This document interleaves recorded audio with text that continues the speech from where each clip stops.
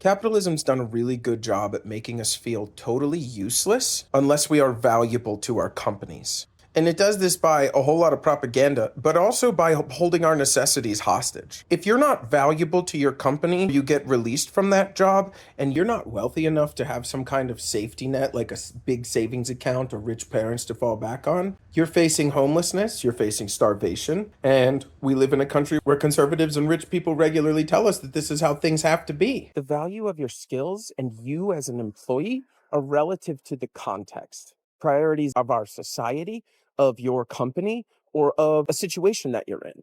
I talked a lot about this in the humanities video, but your value in a situation and your value in the way of the salary you get are two very different things, right? The former is based on context, and the latter is based on society. What are society's priorities? What are the situations and who are the people you are helping relative to how much money those people have? You could be a freaking assassin for the US government and do like 2 hits a year and get paid tens or hundreds of thousands of dollars per hit and be richer than most Americans. Are you doing a good thing? You're probably helping us destabilize different countries in the greater Middle East, leading to those places being more driven by religious fundamentalism and violence than to actually helping maintain peace there.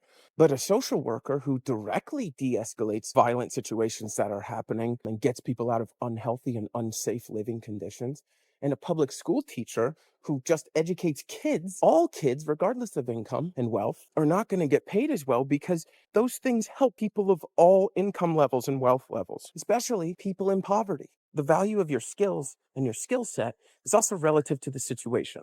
If I asked you if a medical doctor had a valuable skill set, well, you'd probably say yes, even if I said set aside the money for a second. And I would too. But if you have a domestic violence situation, I wouldn't call in a medical doctor in that situation. I'd call in a social worker. So like it's relative to the context as well. And lastly, the traditional idea of what a valuable employee is at a company is professional. You must act instead of as an individual, you act as an appendage of the company. This even applies when you're not on the clock, right? If I go on social media and put a bunch of hate speech out there, well, my company has the right to say, well, this doesn't really represent the ideas of the company, so they can fire you. I will say companies are getting better because of studying DEI, saying that actually, if you support people as individuals with different perspectives and different backgrounds, it leads to more innovation for the company and it leads to more productive employees because they feel supported in who they are. But make no mistake, if there comes a time when the company has to decide between your individuality and company profits,